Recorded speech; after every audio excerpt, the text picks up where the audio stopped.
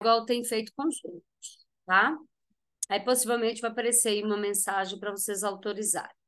Então, a ideia hoje é apresentar as diversidades mais relacionadas à Prefeitura Municipal de Belo Horizonte, ou seja, quais práticas, quais políticas existem, né? Então, pegar a política nacional de diretrizes curriculares étnico-raciais e de outras que tratam das diversidades, porque a gente não tem só essa, né? Nós vamos ver que a gente tem um grupo muito grande daquilo que se é considerado da diversidade, né? Aquilo que se considera ser e pertencente à ideia de diversidade.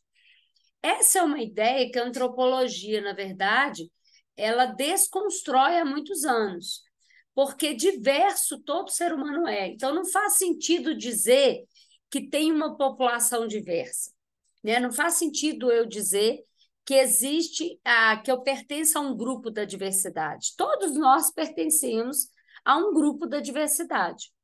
Porém, a gente tem pessoas que têm acesso a todos os direitos que existem socialmente constituídos nas políticas sociais, e nós temos um grupo que, devido ao silenciamento, à negligência, né, à intolerância, a ideia de uma padronização cultural, modo de vida, né, essas pessoas acabam ficando à margem. Daí a palavra marginalizado. Então, quando a gente fala, por exemplo, de grupos sociais marginalizados, o que nós estamos dizendo é eles estão à margem. À margem de quê? À margem dos direitos sociais, à margem da vida plena em sociedade. Então, eles não têm acesso à saúde, não têm acesso ao lazer, não têm acesso a uma moradia, não têm acesso a sonhos, né? E um dos acessos que nós vamos discutir agora, principalmente, é o direito à aprendizagem. Então, o direito à aprendizagem é um direito humano. E, como um direito humano, isso significa que eu vou constituir políticas educacionais que garantam esse direito humano, que garanta e consolide, que dê consistência a esse direito humano. Então, o nosso foco, dentro dessa perspectiva aqui desse encontro, né, desse bate-papo, falar como é que a escola, né, os espaços educacionais devem, e o que a lei prescreve para as diversidades na perspectiva da educação, tá? Porque se a gente for discutir diversidade, existem âmbitos que são muito é, que dialogam com a escola, mas que estão muito mais amplos do que a escola.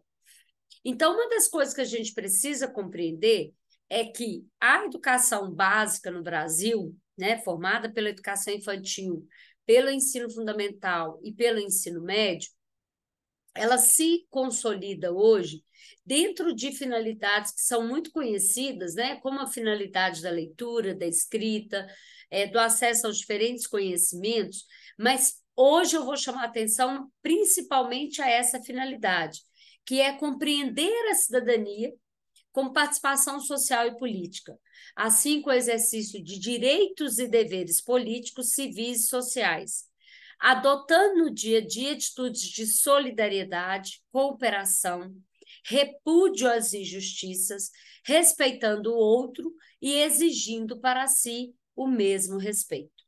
Essa é uma finalidade que deu base para a construção de vários projetos que nós temos, principalmente na de Belo Horizonte. A gente vai falar dos projetos ligados ao NERER, ao GERER, né?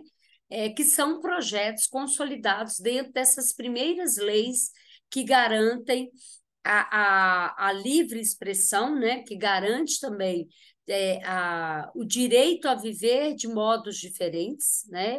Ou não precisar ser todo mundo igual, ou acreditar todo mundo na mesma coisa, ou ter todo mundo a mesma história. Então, é um pouco isso que a gente vai falar. Quando a gente fala de diversidade na educação, gera uma série de polêmicas, né? Até que ponto essas polêmicas podem ou não entrar, por exemplo, nas questões discursivas. Então, eu vou chamar atenção hoje um pouco para isso.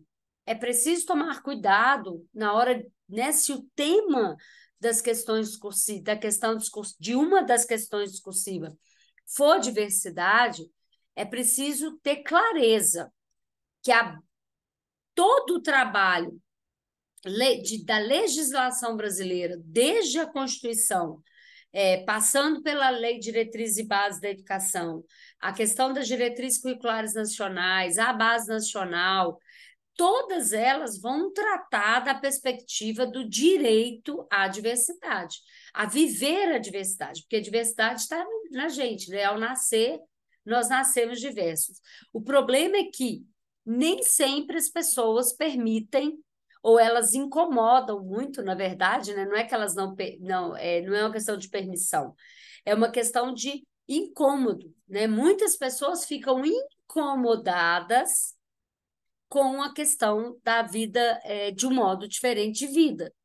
Então, existe uma ideia de que tem um padrão social que tem que ser respeitado, existe uma conduta que tem que ser respeitada, e, portanto, isso acaba dentro desse discurso, que a gente chama de um discurso padronizado, de um discurso heteroformativo, de um discurso muito relacionado a uma base mais religiosa.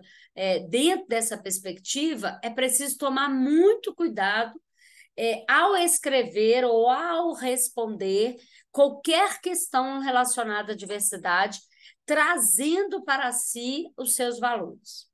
Então, não são respostas que vocês podem dar na perspectiva dos valores.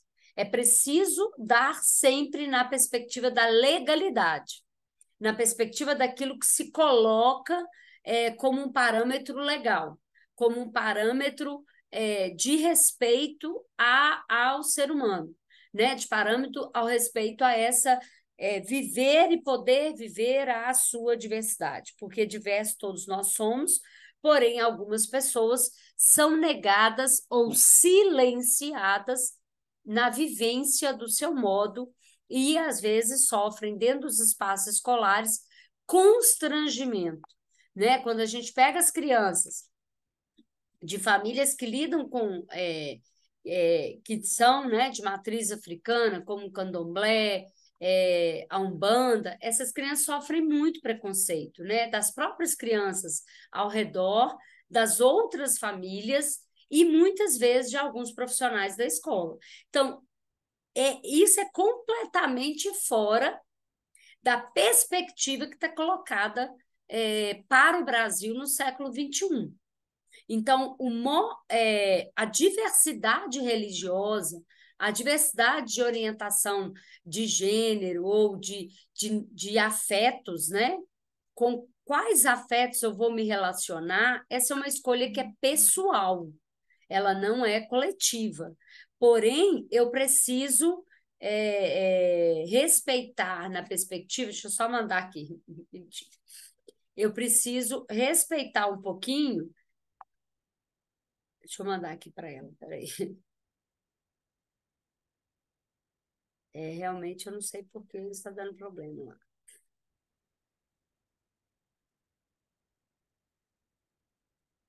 Então, eu tenho que respeitar esse princípio, esse parâmetro, para que eu também não faça justamente o que está escrito ali, eu repudiar qualquer tipo de injustiça, respeitar o outro e exigir para mim o mesmo respeito. Ou seja, assim como eu tenho direito a viver a minha vida, a viver a minha diversidade, a respeitar a minha ancestralidade, a respeitar a minha história familiar, todo mundo tem, né? Não existe diferença aí nessa perspectiva da legalidade, né? Dos direitos.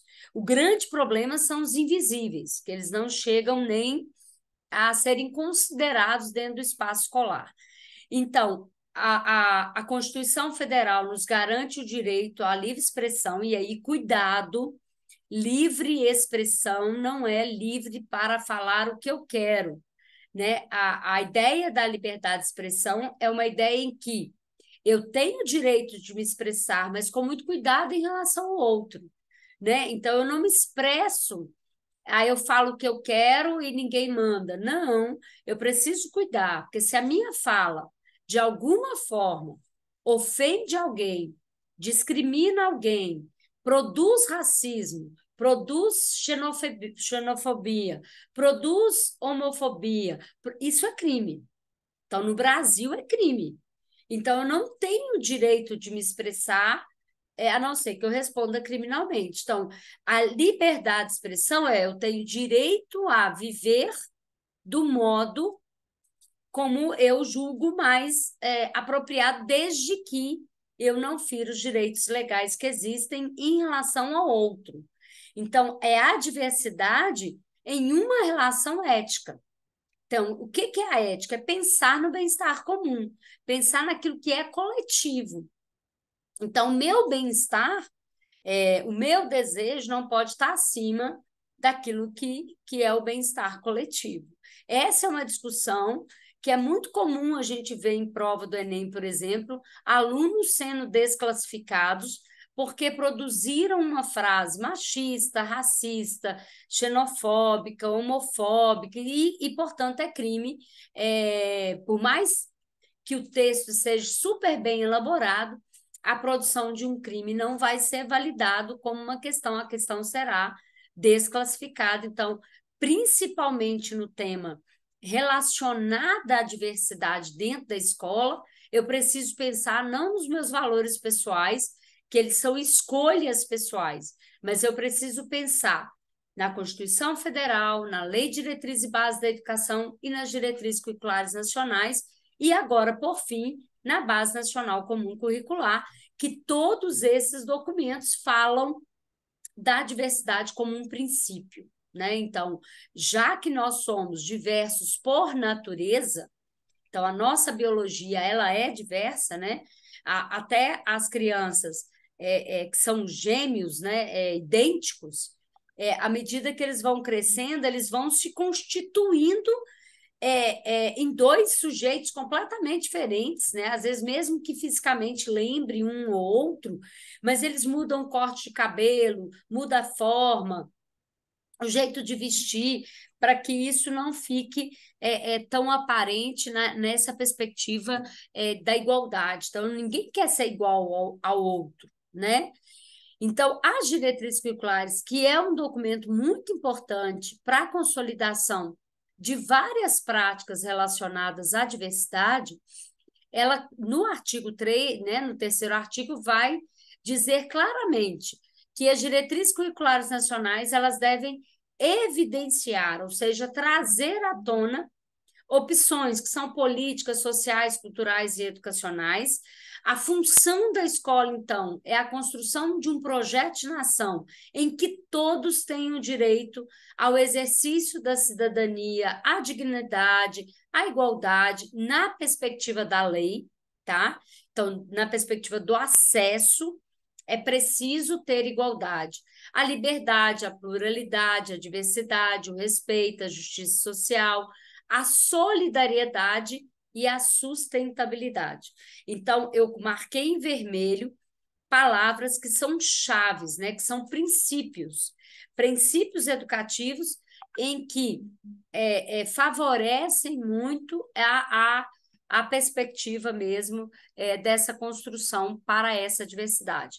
E aí, essa diversidade, gente, não é só étnico-racial, não é só gênero, não é só diversidade religiosa, não inclusive, sim, uma diversidade muito relacionada a tempos, né? Ao tempo, ao espaço, a relação com o divino, a relação com o financeiro, a relação com a ancestralidade. Então, essa diversidade ela tem que ser concebida de uma forma muito ampla para que a gente também evite projetos que são projetos muito demarcados, projetos que, na verdade, não provocam reflexões, são apenas atividades pontuais, fragmentadas, isoladas. muito comum agora, né, no mês de novembro, a Semana da Consciência Negra. E aí o pessoal faz o quê? Vamos ouvir música de tambor, vamos lembrar que os negros foram escravizados, vamos... Isso apaga completamente a força da narrativa, principalmente de entendimento dos alunos, de que quando eu falo da África, eu não falo de um país, eu não falo de um lugar, eu falo de um continente gigante, que em si mesmo possui um monte de questões e diversidades. E essa população que foi, né, obrigada a vir para o Brasil numa situação de colonização, ela não fez essa opção, ela sofreu violência, mas isso não traz no DNA da pessoa negra a escravidão. Então, a escravidão foi um processo histórico vivido por um grupo de pessoas, lógico, muito violento, injusto, mas eu não posso associar o negro exclusivamente à questão da escravidão. Eu não posso fazer isso porque eu apago toda a história, silencio toda a potência da ancestralidade, dos costumes, das diferentes línguas, né? Então, quando a gente fala da África, é a mesma coisa quando a gente fala dos nossos povos indígenas, eu não posso colocar todo o povo indígena no mesmo balaio e dizer todo o povo indígena come mandioca, todo o povo indígena pesca peixe, todo o povo indígena vive do mesmo jeito, porque cada um vai ter uma percepção e uma vida, cada grupo social tem a sua história. Né? E aí, a pedagogia decolonizadora, né? As narrativas decolonizadoras, esse é um nome que está circulando muito na educação no Brasil nos últimos anos. A proposta é justamente dessa de entendimento, que existem diferentes narrativas e que eu preciso ouvi-las. Eu preciso trabalhar com elas na escola. Eu preciso abrir espaço para que esta criança, que é negra, parda, indígena, branca, ruiva, japonesa, árabe, não sei qual tipo de criança, que ela também é diversa, mas ela entenda como que o povo brasileiro foi se misturando, e essa mistura não foi uma mistura ingênua, mas ela é um fruto de uma mistura de relações de poder muito conflitantes, e mais do que isso, né, nós não podemos romantizar e nem ter um pouco vitimar. Né? Então, não podemos apagar, em hipótese nenhuma, os processos de luta de cada grupo social e que hoje viram outros grupos sociais. Vamos lá, ok? Alguma questão? Algum comentário? Posso seguir? Então, dentro das organizações das diretrizes curriculares nacionais, a gente tem esses títulos. Então, quando a gente fala das diretrizes curriculares nacionais, a gente está falando de um documento muito vasto, né?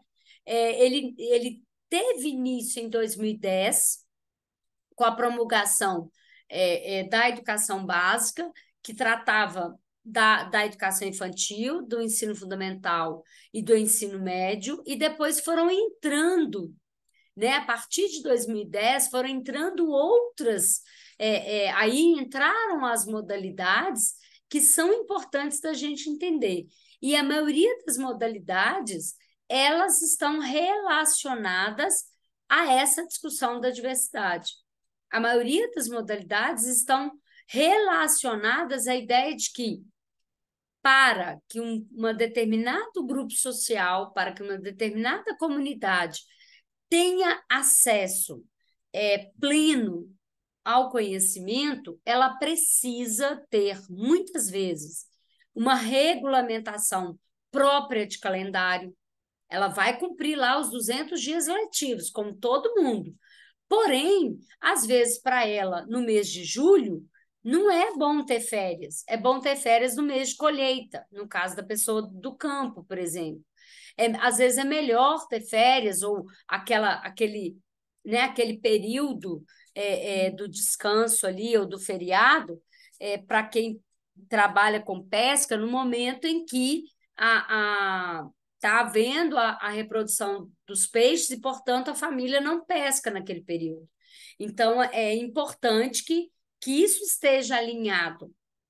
Então, a ideia das diretrizes é estipular, estipular a questão de organização do ensino fundamental, da educação infantil e do ensino médio, justamente para que se consolide, né, essas diferenças.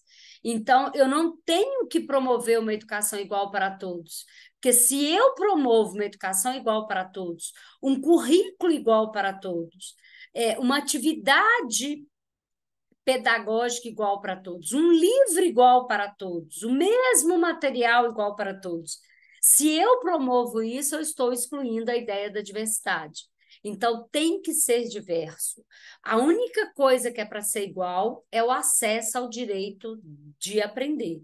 Então, a educação especial, por exemplo, ela entrou muito forte dentro da perspectiva das diretrizes curriculares, compreendendo ela como uma modalidade que vai pegar da educação infantil até o final do ensino superior. Então, enquanto essa pessoa estiver numa relação educativa, ela está também, de alguma forma, tendo acesso a materiais específicos, tendo acesso a um, não é tratamento, né? É um acompanhamento diferenciado, tendo uma prova acessível. Então, essa é uma perspectiva que tem que prevalecer, não só para a educação especial, mas para todos os outros grupos sociais que demandarem alguma ação individual ou uma ação particular ali da sua vivência, tá? Então, a gente tem, por exemplo, a educação ambiental, né, que foi uma das últimas agora que entrou, a educação integral também, a educação em direitos humanos, são cadernos, né, são páginas das diretrizes curriculares que foram sendo acrescidas ao longo do tempo. Então, o que se começa com a educação básica e depois vai ampliando cada vez mais e cada vez possibilitando, né? Por exemplo, a educação de jovens e adultos em situação de privação de liberdade, ela também não é de 2010, ela é mais recente.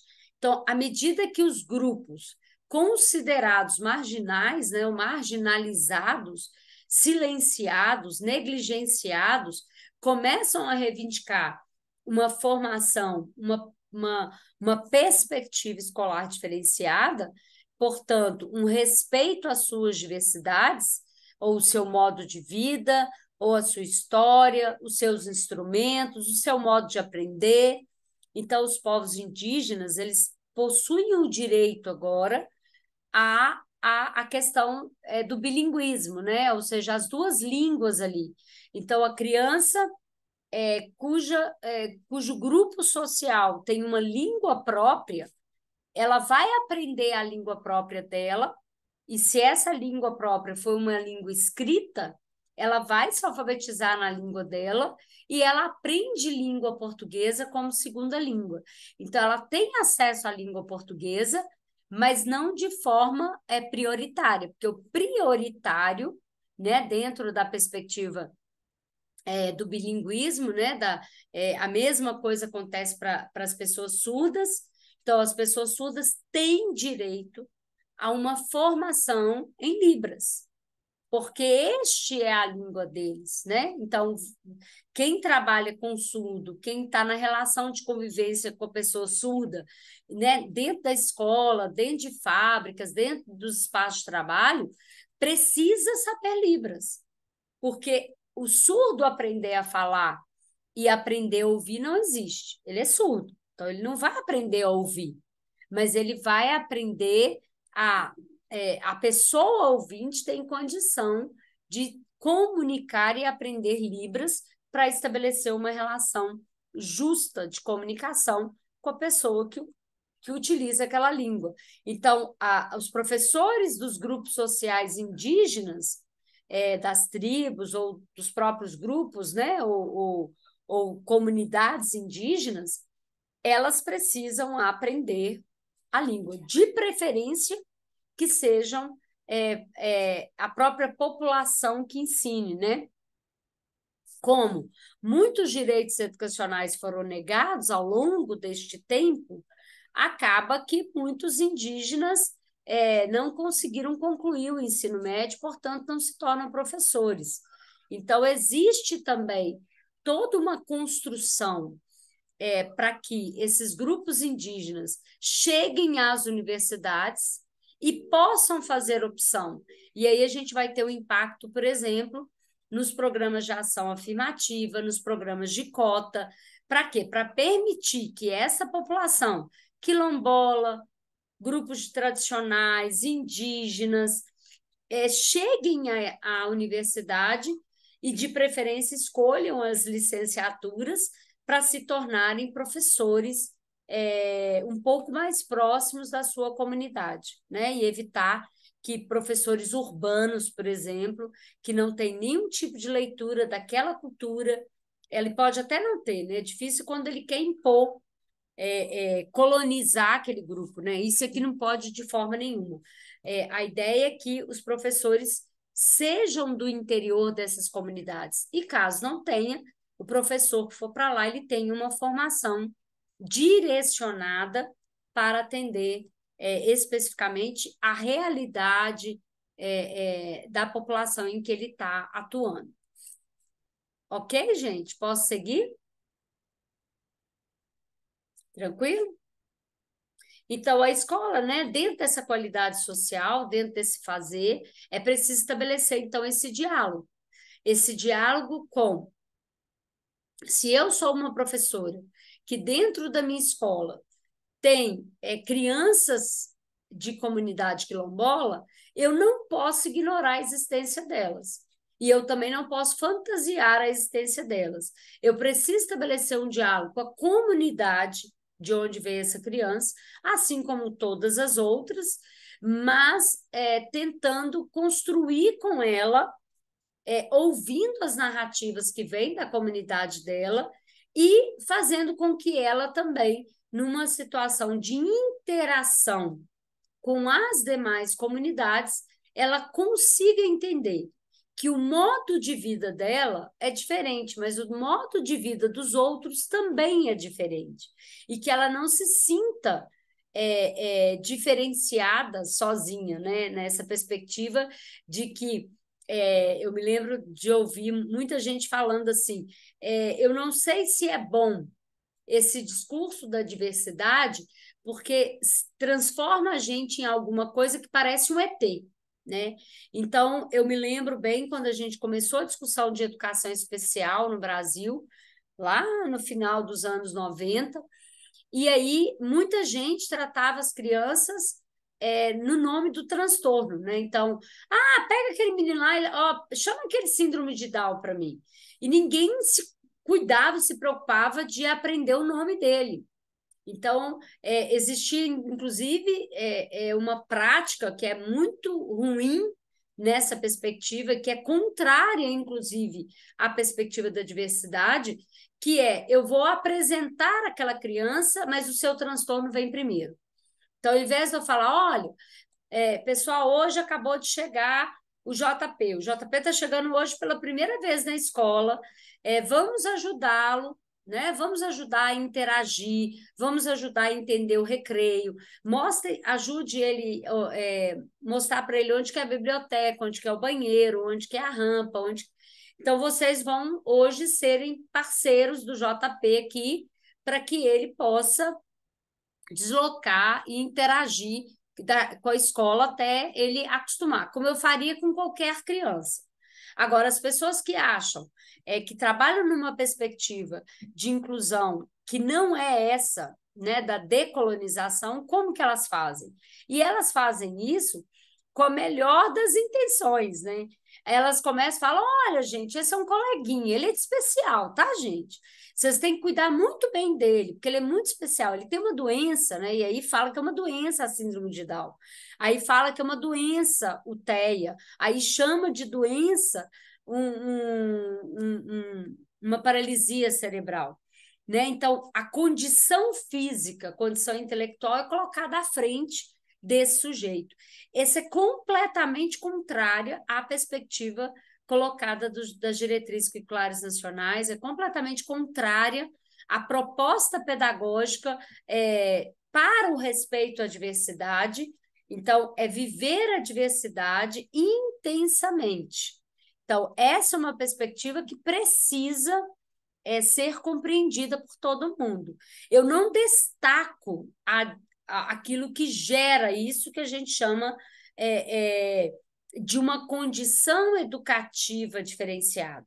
Eu não destaco isso no âmbito da escola, porque ele é um sujeito que tem um nome, que tem uma idade, e vai ter grupo de convivência, como qualquer outra pessoa. Então, ele vai escolher ser amigo de X e não de Y, como qualquer um de nós.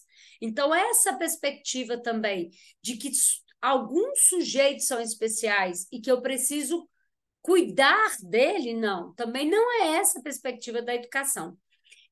Todos nós somos especiais, né? Todos nós passamos por algum momento em que alguém tem que cuidar, alguém tem que olhar de forma diferente, alguém tem que acolher. Né? Então, essa ideia de inclusão ela tem que ser muito ampliada, né? Então, é considerar esse respeito, mas colocando o ser humano em primeiro lugar. Então, eu vou apresentar aquela criança, independente da condição social, econômica, física, como uma pessoa que tem um nome. Então, ela tem um nome, e aí, se alguém perguntar por que ela tem um acompanhante, e ela quiser dizer, e a gente dizer, porque ela, né, alguém fez uma pergunta, por que ela tem que vir com essa professora? Né? Por que ela tem uma professora que senta do lado dela? Por que ela usa aquele banheiro e não o meu banheiro? E aí eu vou dizer que existe uma lei da acessibilidade. A lei da acessibilidade garante que pessoas com baixa, com dificuldade de mobilidade, dificuldade motora, que ela pode melhorar com fisioterapia, que ela pode, mas neste momento ela precisa de um banheiro que dê a ela acesso autônomo. Né? Ah, por que fulano está fazendo atividade diferente? Não, ela não está fazendo uma atividade diferente. A proposta é a mesma, só que o modo como ela está fazendo é diferente para que ela consiga fazer. Então, eu transformei o instrumento da aula dela num outro formato. Então, ela é uma criança cega, ela não vai conseguir ver no papel. Então, ela está fazendo a mesma atividade que você de uma forma acessível. Por que fulano usa computador? Eu também quero usar computador.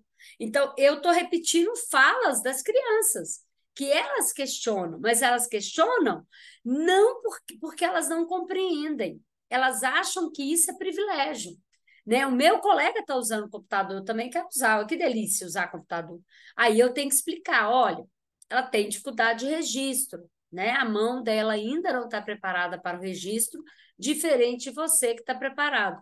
Portanto, ela vai usar o computador para ela ter acesso ao registro, assim como você.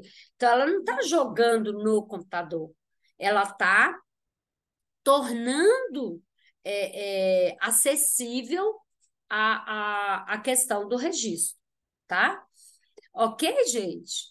Tranquilo? Posso seguir? Alguma Sim, questão? Então, vamos lá. Então, os currículos escolares, né, e aí já lá no artigo 26 vai dizer que tem uma parte que é comum, né, são aprendizagens essenciais consideradas comuns, e tem uma parte que é diversificada, que é a parte em que vai entrar no plano curricular das escolas de forma particular. Então, quando alguém fala assim, a Base Nacional instituiu o mesmo currículo para todo mundo, cuidado com esse tipo de questão. A Base Nacional não institui currículo algum. A Base Nacional ela indica quais aprendizagens são essenciais, eu não vou nem usar a palavra obrigatório, mas são essenciais para todo mundo do Brasil. Porém, a Base Nacional reconhece a diversidade brasileira, né, a diversidade de culturas, de formas de falar, de formas de ver a vida, e, portanto, quem vai decidir essa parte diversificada são os sistemas de ensino associados às escolas. Então, se eu tenho uma escola do campo, ela não vai seguir o currículo da escola urbana. Ela vai seguir o quê? A parte da Base Nacional Comum Curricular. Então, as crianças de quarto ano de uma zona rural de alguma cidade ou de algum bairro da zona rural, ela vai ter a mesma coisa, acesso, não no mesmo tempo, não do mesmo jeito, mas ela terá acesso e garantia de aprendizagem a todas as habilidades que são comuns. Porém, ela vai ter um modo, a professora vai ter que cuidar para que ela tenha acesso a conhecimentos que são próprios da cultura rural, da cultura do campo, do lugar onde ela vive, e é lógico, não cuidando para que isso também amplie o repertório. Não pode nunca imaginar que a pessoa do campo só vai aprender, só vai ter aprendizagens relacionadas ao campo. Não, eu preciso ampliar o repertório. Existe uma fala muito bonita de um autor, Janjo Santomé. Ele vai justamente dizer o seguinte: eu preciso que todo mundo tenha acesso a tudo, e a pessoa faz a escolha. Então, uma pessoa do campo, ela tem que ter acesso, o diálogo tem que ser permanente com o modo de vida dela, mas eu preciso ampliar também, porque se ela não desejar ficar no campo, ela tenha acesso a outros conhecimentos. Então, a ideia de trabalhar a diversidade não é formar guetos, né? Não é formar grupos que não dialogam, é o contrário, é formar grupos que dialogam, e esses grupos que dialogam, um vai ampliando o conhecimento do outro, nessa perspectiva de quanto mais eu abrir as possibilidades, melhor vai ser para esse sujeito compreender e fazer as suas escolhas quando ele for adulto e puder fazer as escolhas, né, principalmente profissional, de trabalho, de vida social, de escolhas afetivas e etc. Tá? Então, a ideia é um pouco nesse caminho, tá bom? Tranquilo? Então, agora a gente vai tratar especificamente Belo Horizonte, que não foge na estrutura, né, de jeito nenhum, da estrutura nacional. Belo Horizonte, então, em 2010, institui o que chamou de Política Municipal de Promoção da Igualdade Racial. E, a partir dessa política municipal, Belo Horizonte, então, institui uma série de ações que estão crescendo muito, principalmente em 2022, foi a construção do GERÉ, né, que é a Gerência Educacional das Relações Étnicos-Raciais, que funciona dentro da Secretaria de Educação. Instituiu também, no ano 2000, 2010, 15, mentira, 2020, perdão, o selo BH Sem Racismo. Então, instituições que as pessoas tenham cuidado, né, com o modo como falam, como tratam, como veem, o respeito, evitando práticas racistas, né? E aí não basta ser não racista, tem que ser antirracista, né? Que isso extrapola um pouco essa ideia de eu não tenho nenhum tipo de preconceito, mas de vez em quando fala alguma coisa, né? De vez em quando procede, comete algum ato que é um ato racista, ou que é um ato homofóbico, ou que é um ato. Então, essa é uma discussão, conforme eu estou dizendo, não tem a ver com valores pessoais, mas as nossas escolas precisam trabalhar dentro dessa perspectiva. Então, Belo Horizonte 2010 institui essa política, que eu vou mostrar como é que ela acontece. Dentro da questão da educação, então, isso é feito, primeiro, né, lá na 10.639 de 2003, que tratava da obrigatoriedade do ensino de história e cultura afro-brasileira e africana, e posteriormente, em 2008, né, a 11.645, que é instituída, então, a obrigatoriedade da história e cultura afro-brasileira e africana, mas também dos povos indígenas, né?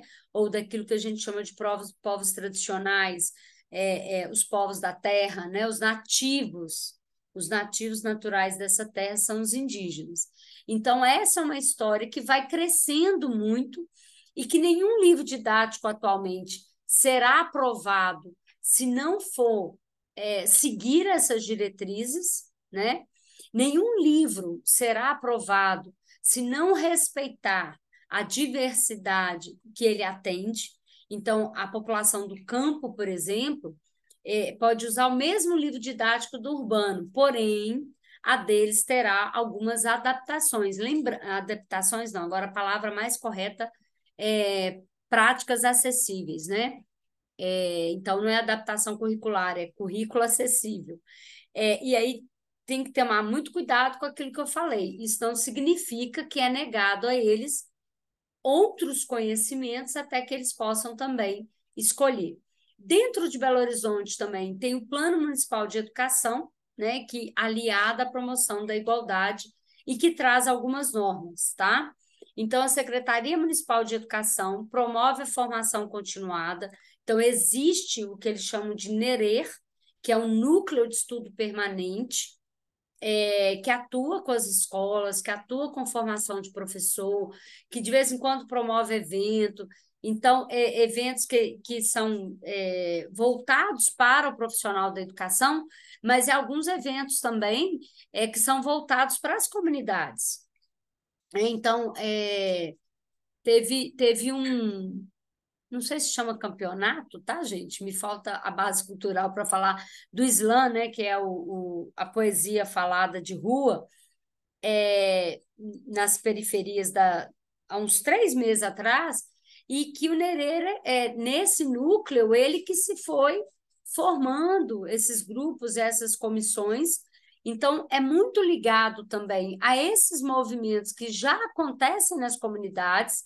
Então, a prefeitura, né, a Secretaria de Educação, ela não impõe uma prática, ela vai até esses locais, faz mapeamento das práticas culturais, de relações, de alimento, e elas fazem esse levantamento e é respeitado o modo, né? O modo como elas conduzem, o modo como essas festas acontecem, os eventos, as disputas, a questão da organização da territorialidade, a questão dos rituais ancestrais.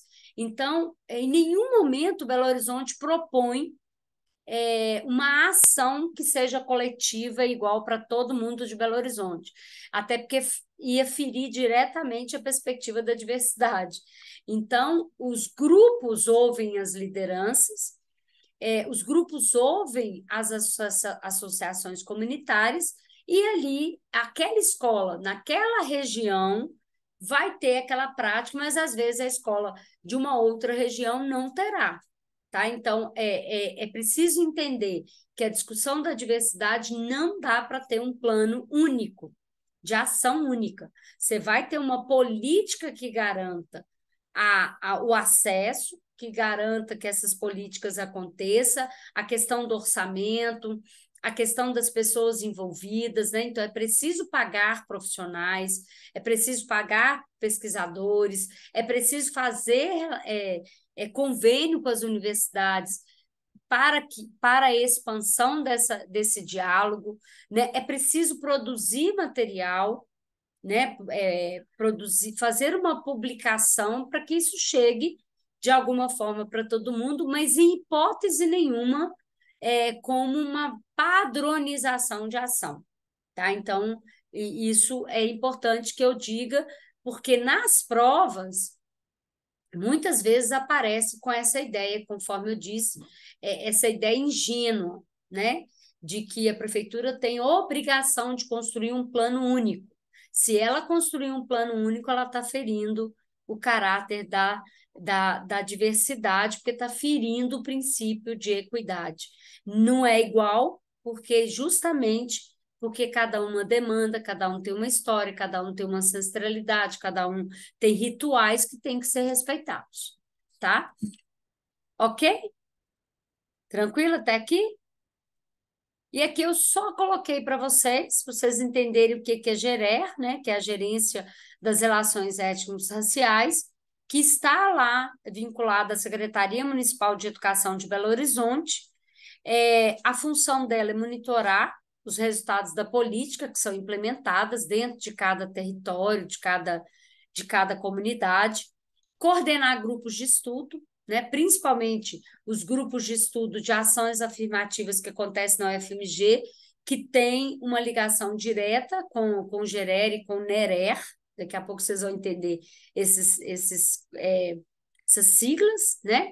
Realizar estudos das matrículas e permanência, isso é muito interessante, porque a gente sabe que a reprovação escolar, por exemplo, e a evasão escolar tem cor e gênero, né? E tem localidade.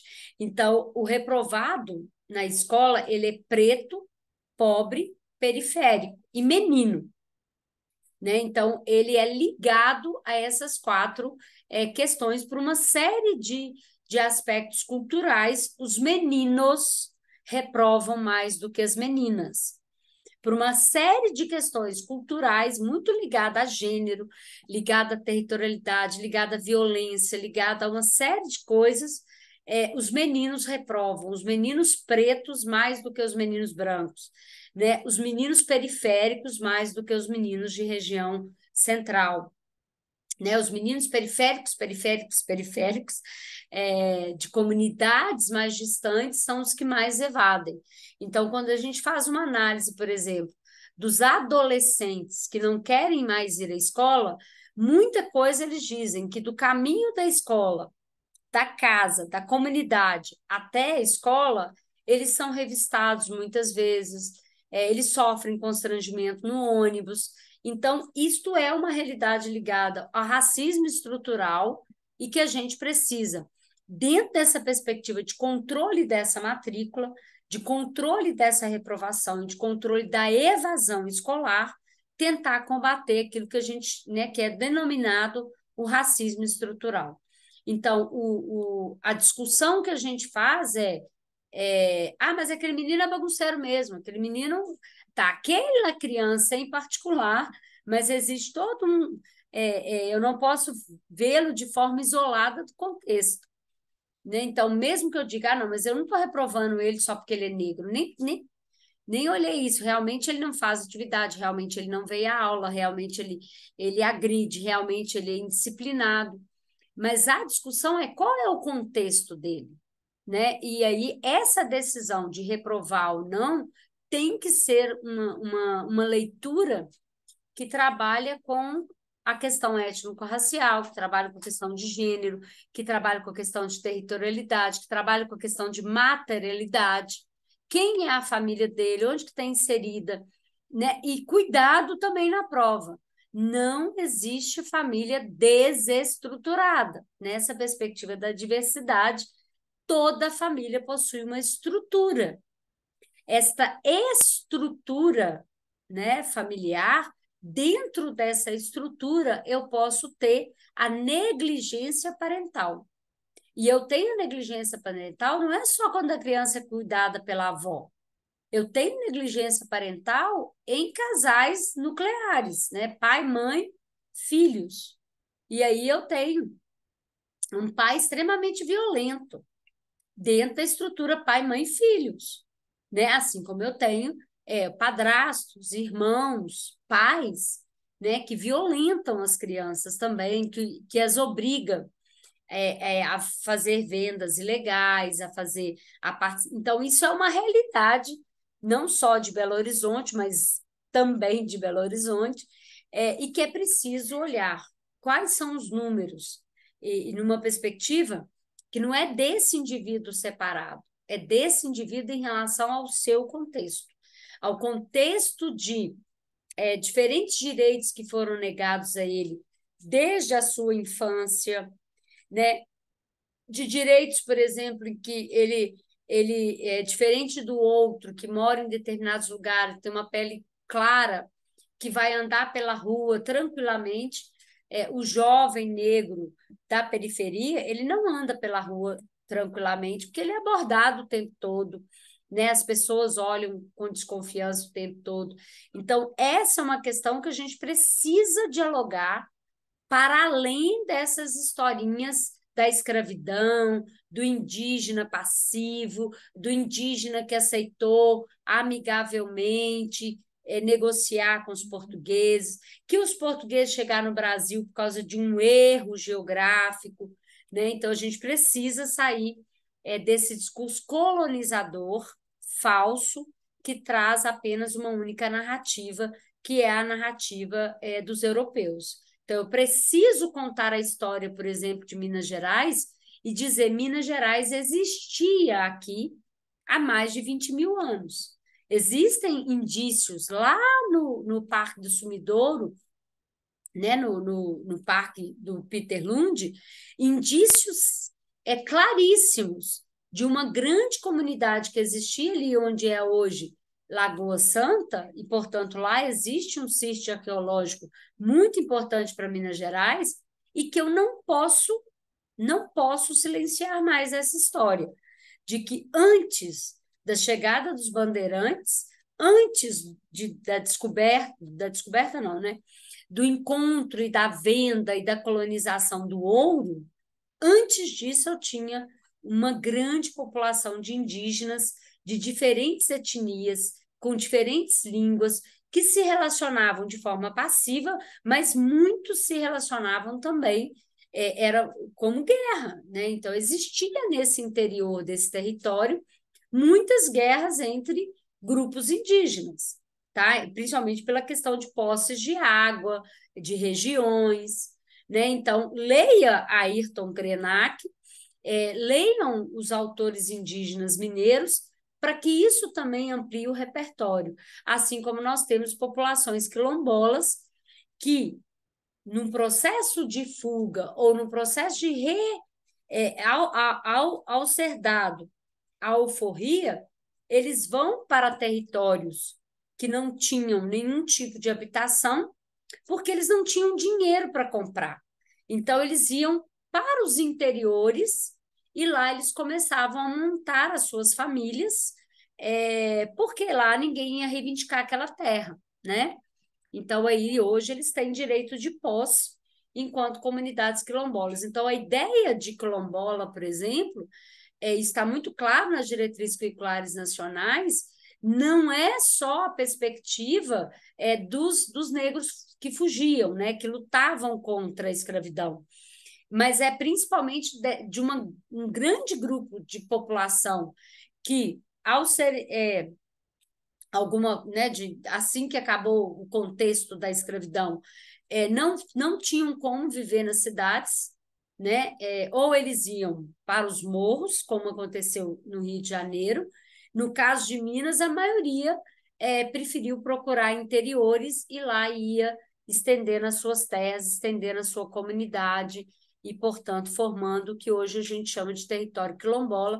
Muitos não, perdão, alguns já estão demarcados, outros, aí com o marco temporal, pode ser que perca a sua terra, né? Então, é importante compreender esse processo dentro dessa discussão de marco temporal. Por que está se lutando tanto para não assinatura disso? Porque o marco temporal vai determinar as comunidades que tiveram terra anterior a 98, perdão, a 88, né, 1988, estão garantidas, mas aquela que as terras foram demarcadas depois de 1988 pode ser que tenha problema, tá? Então a gente tem que respeitar toda essa história, né, anterior às demarcações, né, nesse processo. Então, desenvolver ações intersetoriais, né, nessa perspectiva de que eu preciso construir uma ação educacional que dialogue com a justiça, com a assistência social, com a saúde, né? Então, eu não, com o desenvolvimento social, com o Cine, na perspectiva do trabalho. Então, eu não posso fazer ação educativa sem o diálogo com outros setores, né? Sem essa conversa com outros setores, tá?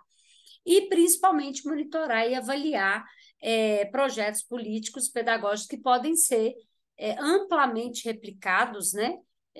No caso, mesmo respeitadas as diferenças aí de cada território, tá? E aí eu fiz essa florzinha e uma pétala muito importante é esse selo BH Sem Racismo, que estimula práticas, né? Que auxiliam na quebra desse racismo estrutural, né? Como, por exemplo, bolsas de estudo, valorização de rituais ancestrais, valorização, premiação de pessoas que, de alguma forma, em Belo Horizonte se destacam, né? Na perspectiva étnico-racial, em termos de estudos, em termos de lutas, em termos de práticas mesmo, tá? Então, a gente tem dentro dessa florzinha as escolas são um ponto de apoio importante, porque é lá que a gente vai formar essa criança desde a educação infantil e, portanto, a gente pode, a longo prazo, garantir uma formação antirracista mesmo, antissexista, anti-homofóbica, etc., né? Respeitada essa diversidade de fato. O NERÉ, o que significa NERÉ? Né? Núcleo de Estudos das Relações Étnicos-Raciais. Então, ele vai funcionar no âmbito da educação, mas ele funciona no município como um todo, que é lá que se estabelece as relações de interação com a saúde, com a assistência social, com a justiça, com os diferentes órgãos ali que fazem parte, né, da rotina e do cotidiano da cidade. O GERER eu coloquei no meio, porque é a Gerência de Relações Étnicos Raciais, que fica dentro da Secretaria Municipal de Educação e que estabelece, faz essa florzinha girar, né, que estabelece esse elo. As bibliotecas são muito importantes, tá? Assim como outros espaços sociais, né? Como parques, como museus, como conservatórios, para que traga também essas diferentes culturas numa perspectiva mais decolonizadora, né, mais decolonial, ou seja, diferentes narrativas. Então, eu não vou apagar a narrativa europeia, eu não vou apagar a narrativa branca, né, europeia ou de outro nível, mas eu vou dialogar com ela. Então, não é tirar um rei e colocar outro, mas sim não ter rei nenhum, mas é estabelecer uma interação. Então, eu tenho que contar para minhas crianças o tempo todo, fazer leituras que fogem só dos livros literários, né? Daquilo que se considera tradicional ou clássico, né? Qual é a literatura clássica? É a literatura europeia. E aí é lógico, eu preciso, para ampliação do repertório, que os alunos, as crianças, desde pequenininha, tenham acesso a esse repertório clássico também. Mas eu também vou não só trabalhar ele, mas eu também vou disponibilizar para todos os tipos de literatura que existem, que são adequadas para as crianças e para os adolescentes, é lógico, né, de forma que ele compreenda as diferentes lendas indígenas, as diferentes lendas africanas, as diferentes histórias, as histórias dos povos indígenas. E aí, lembrando, quando eu falo a história dos povos indígenas, é tudo no plural. As histórias, tá? Tudo no plural. Porque para cada grupo indígena eu vou ter histórias, eu vou ter rituais, eu vou ter língua, eu vou ter formas de vida, eu vou ter formas de apropriação de territórios, tá? Então, é importante que a gente compreenda toda essa perspectiva. E o kit de literatura que Belo Horizonte, mesmo as bibliotecas nacionais adotarem, né, o que a gente chama de Política Nacional da Biblioteca Escolar, que é nacional e que são feitas escolhas literárias todo ano, são escolhidos os grupos, né, que não é todo ano que todo mundo pode escolher. Né? O ano passado, por exemplo, foram as crianças, foram professores, né, profissionais da educação, principalmente docentes, do primeiro ao quinto ano, que puder escolher, e aí esses livros literários, esses paradidáticos, eles vão para a escola junto com os livros didáticos. Então, são livros importantes e que a gente precisa ampliar o repertório, garantindo quanto mais diverso, melhor. E aí, além desse da política nacional, Belo Horizonte também possui um kit de literatura com autores que discutem a questão étnico-racial, né? Dentro dessa abordagem que sai um pouco desse mecanismo da abordagem da escravidão ou do indígena passivo, do indígena que não tem as suas próprias construções, né? De alguma coisa que você tem que ensinar, porque ele é selvagem. E são construções ideológicas que foram colocadas em nós desde a nossa infância e que a gente não pode agora, de forma nenhuma, perpetuar. Nós precisamos desconstruir essa imagem ou as imagens que a gente possui, principalmente, né, dos povos afro-brasileiros, africanos, indígenas, e por aí vai, para a gente não continuar perpetuando práticas, né? Uma delas que me deixa, me provoca muita reflexão, que é pintar o rosto dos meninos, né, e pôr eles para fazer o U, né, fazer o barulhinho, e dizer que isso é uma homenagem aos indígenas. De forma nenhuma. Então, é preciso ouvir os indígenas, é preciso ler os indígenas, é preciso assistir filmes indígenas produzidos e dirigidos pela população indígena, para que a gente realmente, de fato, dê voz ao sujeito e que essa voz não seja a minha, seja a dele, já que não é meu grupo cultural, né? Já que não é meu grupo social. Ok? Então, aí eu estou fazendo uma proposta de uma questão discursiva, tá? E que aí eu vou apresentar um modelo de resposta.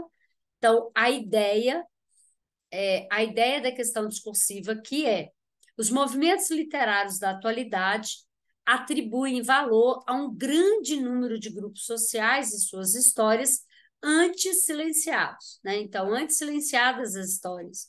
Então, hoje, existem movimentos culturais literários e culturais muito importantes que fazem com que esses grupos, que sempre foram silenciados, que sempre foram vistos na perspectiva somente de um grupo social, que era o europeu, começa hoje a tomar forma dentro desse vínculo de movimentos literários.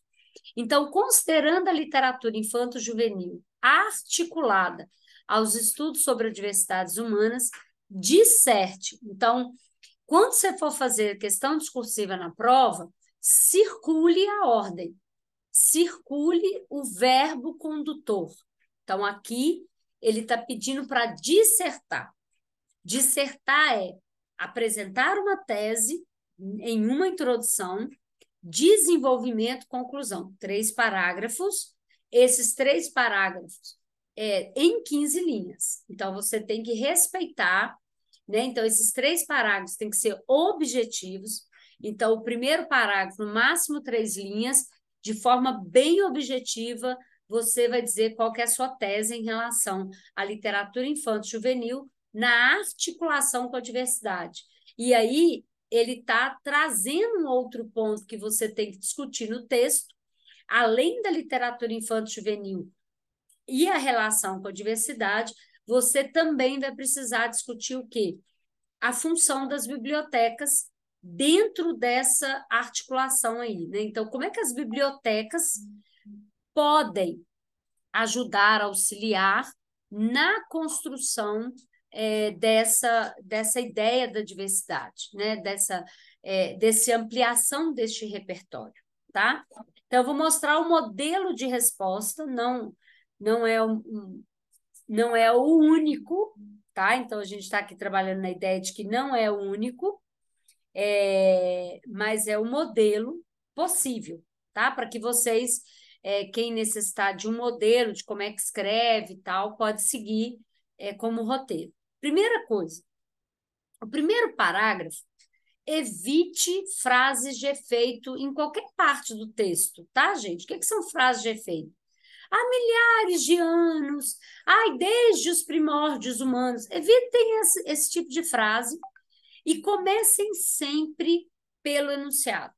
Então, o enunciado já te deu a carta do tema.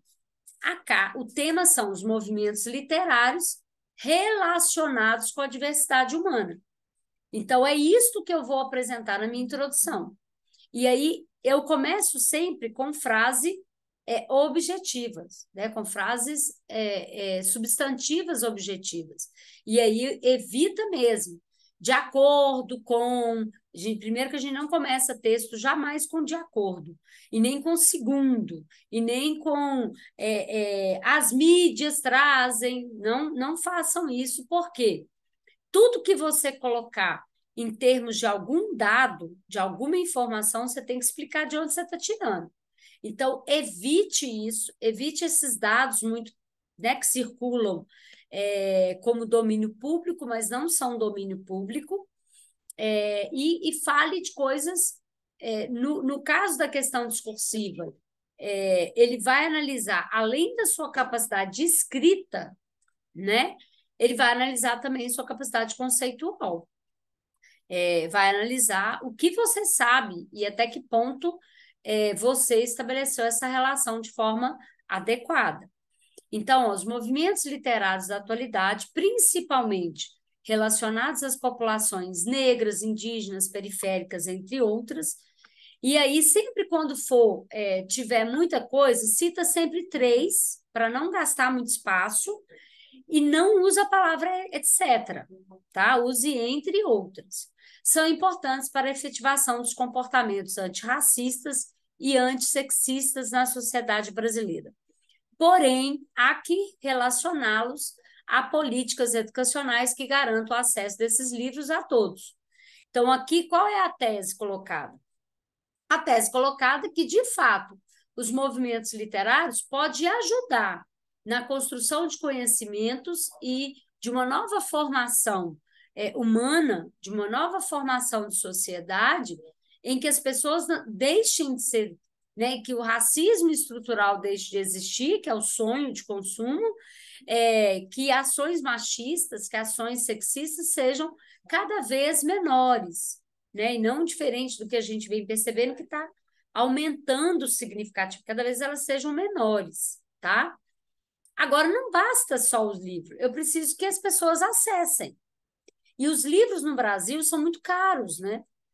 Os livros não são de livre acesso para todo mundo. Daí entra as bibliotecas. Então, onde que ele vai acessar? Então, as políticas de biblioteca escolar são importantíssimos, né? O kit literatura que Belo Horizonte fornece para as escolas são fundamentais para garantir o acesso. E aí, então, eu vou desenvolver essa tese mostrando o papel das bibliotecas para garantir esse acesso. E esse papel das bibliotecas, tem que lembrar, é uma política, é uma ação ordenada, existe um orçamento para isso. Então, quando a gente fala de política, a gente está falando não de governo, a gente está falando de leis que garantem uma verba, que garante uma organização, que garante a distribuição, que garante a questão gráfica desses livros, tá? Que estimulam editoras que trabalham com as populações negras, indígenas, periféricas, né? Que trabalha com essa ideia que a gente fala de literatura marginal, né? É uma palavra marginal, não no sentido de daquele, né? Aquele menino é o marginal, né? Aquele sujeito é o marginal, mas no sujeito da ideia daquela que eu apresentei que está à margem, né? E então eu vou desenvolver a ideia de que a biblioteca é importante quanto política e que as secretarias de educação precisam, numa ação conjunta, possibilitar as escolhas mais adequadas que atenda também às questões étnicos, raciais, as questões de gênero, né, as questões de modos diferentes de vida, que o aluno tenha acesso a livros produzidos pelas populações ribeirinhas, tradicionais, do campo, urbanas, né, de diferentes urbanismos, né, da favela, da comunidade, do aglomerado. Então, essa diversidade que é escrita nas literaturas hoje, principalmente nos movimentos literários que atuam com essa população, ela precisa chegar dentro da escola, ela precisa chegar na mão das crianças. Então, o meio disso é por meio da produção dessa reflexão dos profissionais das escolas, porque eles é que fazem as escolas literárias. Às vezes a escola compra, a prefeitura encaminha, mas fica lá no cantinho da biblioteca. Aquele professor nunca pega aquele livro, aquele professor nunca lê aquele livro, aquele professor não acredita naquele discurso. E aí ele apresenta sempre o mesmo tipo de texto para as crianças. Novamente, eu vou repetir isso. Não são valores pessoais. É preciso trabalhar a ideia ética do direito à diversidade em todos os sentidos. Então, a minha criança, a criança que está ali na sala de aula, ela precisa se ver de alguma forma em algum espaço cultural literário, neste caso, dessa questão em particular, tá? E aí, para concluir, então, o primeiro parágrafo é onde eu apresento a tese. O segundo parágrafo, eu vou explicar a minha tese, né? E aí eu uso e sempre explique, tente explicar da melhor forma possível, não deixe em pontas soltas, né? Não fale uma frase sem explicar. Por exemplo, aqui eu coloquei, né? Diferentes grupos sociais podem proporcionar a formação aos profissionais das escolas, possibilitando o conhecimento das diversidades, preferencialmente em uma perspectiva decolonizadora. Então, eu preciso explicar, não dá para eu fazer um texto sobre decolonização, mas pelo menos o que eu estou querendo dizer com isso. Então, eu não posso encerrar sem explicar este conceito. Quando você colocar numa questão discursiva, seja da diversidade ou de qualquer outra, você precisa explicar. Você colocou um conceito, abre uma frase, e aí você coloca assim, né, neste texto trabalhado como, ou isso significa, né, ou na perspectiva aqui apresentada, o conceito X tem relação com. Então, explique, não deixe no meio do caminho, porque o texto tem que ser construído, bem explicado, bem amarrado às ideias, tá? E aí eu termino sempre o último parágrafo com portanto ou um enfim. Não inventa moda, não. Põe só um desses dois, que eles são conectivos obrigatórios de encerramento. O melhor é o portanto, ele usa menos espaço e ele fica claro que você está encerrando, tá? Então, portanto, as bibliotecas, seja na escola, seja em outros lugares, podem, né, possibilitar a todos acesso aos livros que contam histórias de diferentes grupos sociais, não apenas por meio de empréstimos gratuitos, mas também a partir de ações que promovam rodas de leitura, exposição em feiras de livro, criem estantes virtuais em redes sociais que colocam tais livros em destaque, entre outros. Então, além do empréstimo, porque não adianta eu emprestar para a criança vai para casa com aquele livro e volta. O professor tem que trabalhar na sala, a biblioteca tem que fazer trabalhos também.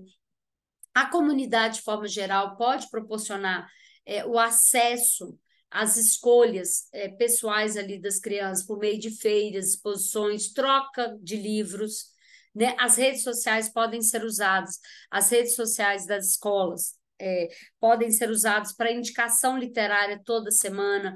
Então, aquilo que a gente fazia no jornal da escola, né? Resenha semanal.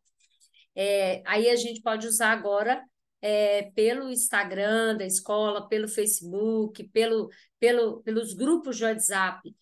Aconselho leitura do livro tal e faz lá, como muita gente faz, né? Indicação literária. Peça um aluno para fazer indicação literária, que é um meio muito importante das crianças terem curiosidade, né? As crianças e adolescentes terem curiosidade e, portanto, ter o acesso também a essa perspectiva. Então, a questão discursiva, que tem como mote a questão do disserte, né, que é a dissertação, tem que ter esse caráter. E aqui eu escrevi, acho que, se eu não me engano, em exatamente 15 linhas, tá? Para que vocês vejam que em 15 linhas eu tenho como argumentar, desde que seja extremamente objetivo. Porque se eu ficar inventando moda, amassando barro, dando muito exemplo, os exemplos são obrigatórios, tá? Principalmente em questões que se pede para você citar possibilidades, fazer intervenção. Então, tem que dar o exemplo. Só que o exemplo tem que ser dado de forma objetiva. Tudo bem? Alguma pergunta? Alguma necessidade de esclarecimento? Ok? Então, a gente vence a nossa proposta da noite, tá? Muito obrigada pela Ô, presença de Rosane, vocês. Oi, Fabiana, pode Eu tenho falar. uma pergunta. Quais outras formas de começar o texto assim que você indica? Eu indico sempre a mesma forma, tá, Fabiana? Comece pelo enunciado. Como assim? Se lá está perguntando, por exemplo, formas diferentes de alfabetização, e você coloca a alfabetização.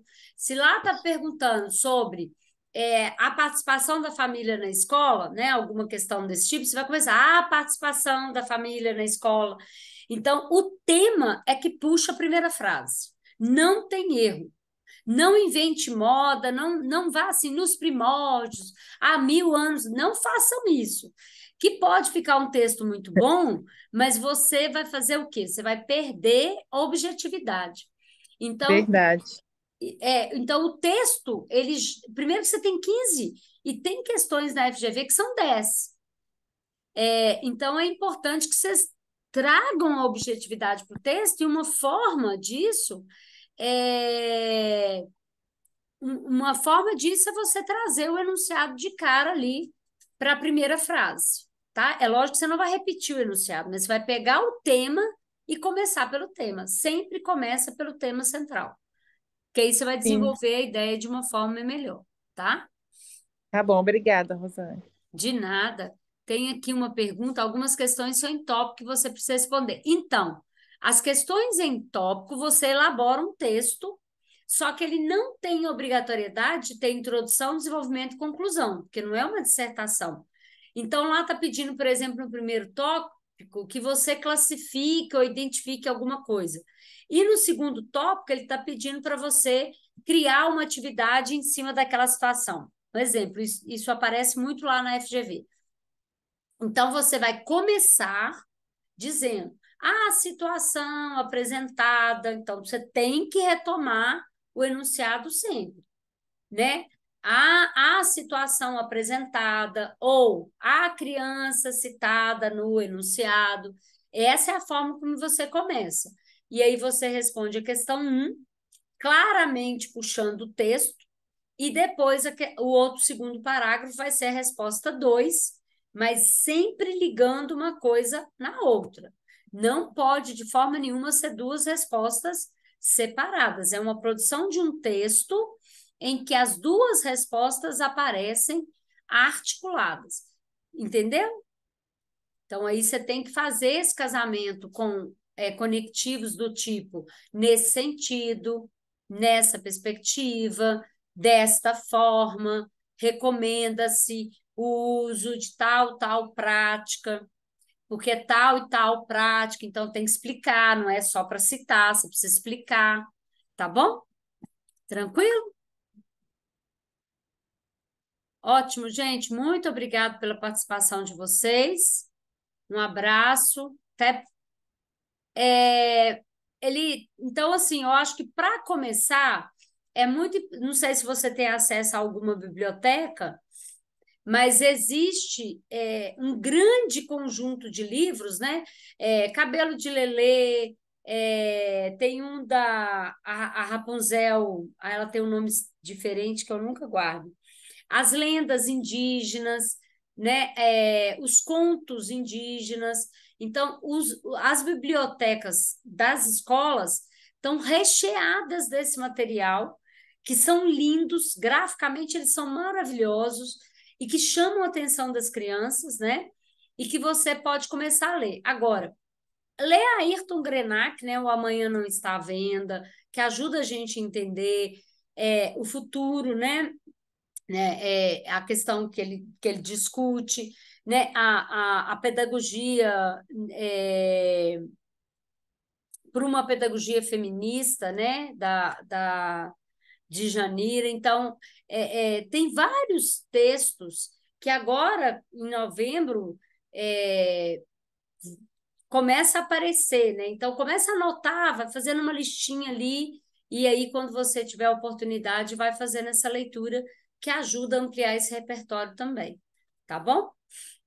Pessoal, então, boa noite para vocês e até a próxima. Na segunda-feira que vem, a gente não vai ter esse encontro, porque tem um revisional gratuito lá no fatimasoares.com.br. É só fazer a inscrição por lá, tá?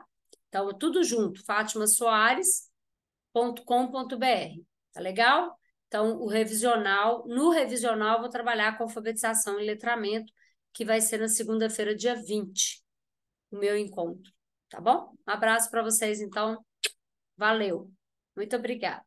Tchau, Rosane, obrigada. Boa Boa noite. noite. Boa noite.